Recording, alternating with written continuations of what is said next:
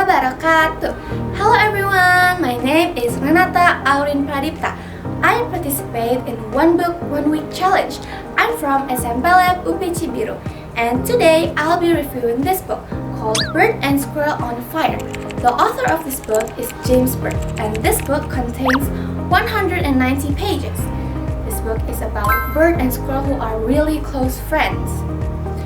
And after many exciting adventures, they return home to their forest. Bird is now a hero and Squirrel just wants a quiet life. But peace doesn't last long.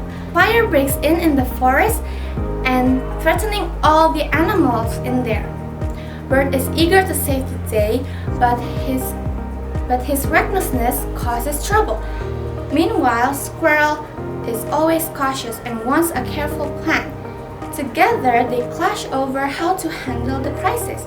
Meanwhile, a mysterious villain is hiding behind the fire. But they have to work together and solve the problem. This book is really fun because the storyline is really easy to follow, and it also tells you about friendship, bravery, and also hard work. I guess that's all for me. Thank you for watching my video. Bye!